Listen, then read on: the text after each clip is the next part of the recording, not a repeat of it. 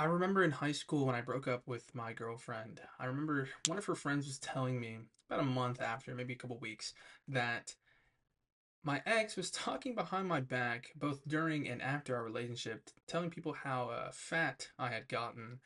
Um, Now, all my life I'd been relatively skinny. Even now, I'm gonna do a little body check, I guess. I'm not huge, right? But I got a little bit of belly chub, a little bit. I don't know.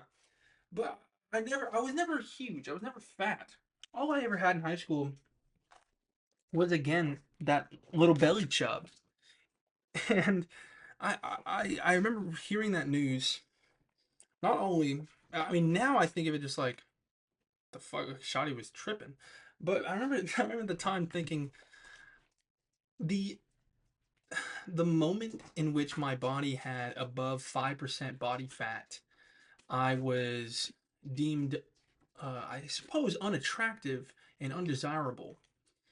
Now, to my very impressionable 17-year-old mind, who is also dealing with a lot of other mental disparities, let's call them, it was not the best time for me.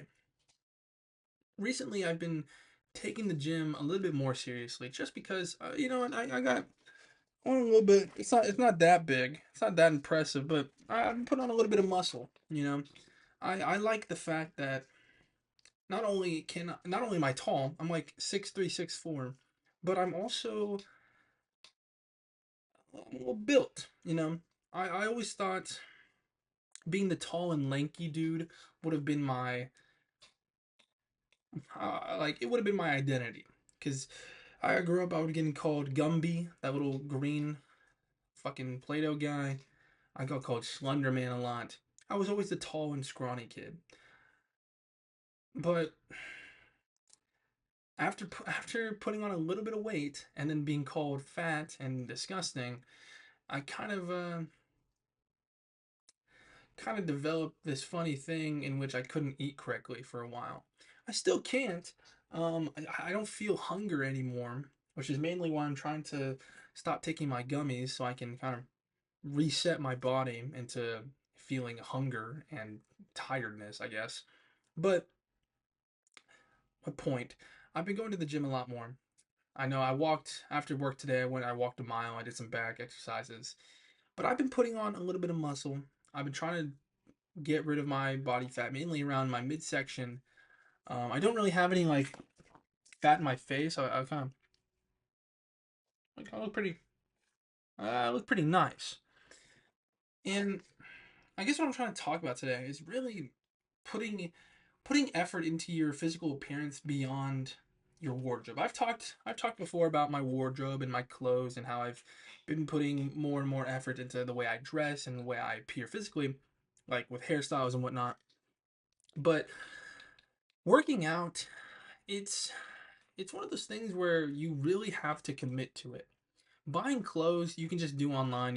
You can go to the store, you can look, get what you like, and it's done. It's like a one time thing. You go to the store, you buy them, you go home. Going to the gym, trying to eat correctly, trying to maintain a diet, a regimen, a workout routine, that takes discipline. That takes consistency. It takes effort, and that is where it turns off a lot of people. I've also been, I wouldn't say I'm looking into looks maxing stuff. I'm more or less looking into the stuff that's making fun of looks maxing people. Um, Mainly the videos that are like, I don't go to the gym because it hurts, or like, yeah, I heard the gym was gay. Those are funny to me, just because I imagine that like if people who hold those sentiments actually were to apply themselves into bettering their physical health in such a way, they would also see a brighter disposition for their life. For me, at least, I know whenever I look in the mirror and I see I got like, I see I got at least for my upper body, at least, that it's a little bit more. I can see that my arms, I can see the tricep muscle that I've been developing. The bicep, you can kind of see it. My shoulders are my biggest weak point, I feel, but I've been trying to I look like I'm in that Jonathan Majors movie. I've been trying to develop them a little bit. I don't know if you can see my lats are kind of fucked. Point is, when I see myself, I see the progress in the mirror. It makes me feel good about myself. It makes me feel like I'm actively working towards a goal that is not only beneficial for me, but also makes me look a little bit cooler. Because again, being the tall guy and lanky, that's a look, that's an identity that I can work with. But being the tall and built guy, now that's something I can work with. You know what I mean?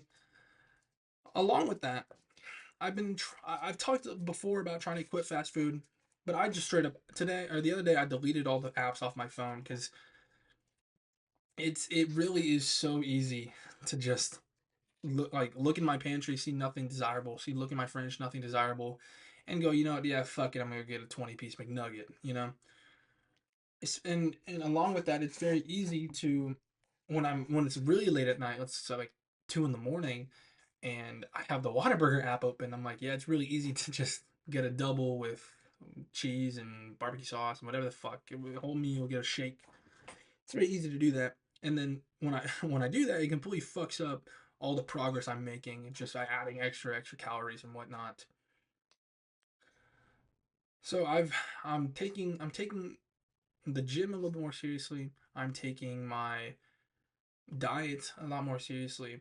Mainly this whole month I'm having a theme with these videos, just trying to be better, trying to be a more respectable person, I suppose. Trying to just improve upon something in my life one day at a time. Even if it's 1% better, that's still 1% more than the day before. And then the next day it's 1% better. That's 2% better than 2 days ago. You know what I mean? Continuously, that's not how fractions work. There's some or percentages. I don't know.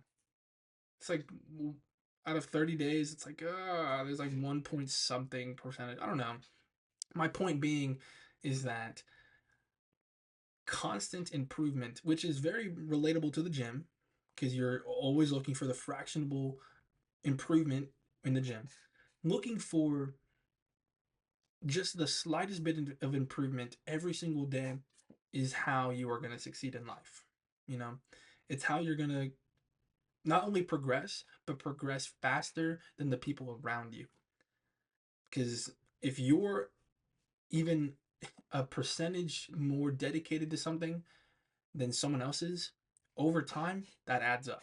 Imagine interest on your bank accounts, or when I look at my savings account, if I just leave money in there every single month, the amount that I get back in interest is a little bit higher and a little bit higher and a little bit higher over time, to where I think in my savings account I made like $10 in just in interest, and like let's say a couple months ago I would have only made $5. Just seeing the fractionable increase over time is so important to being successful. Thank you.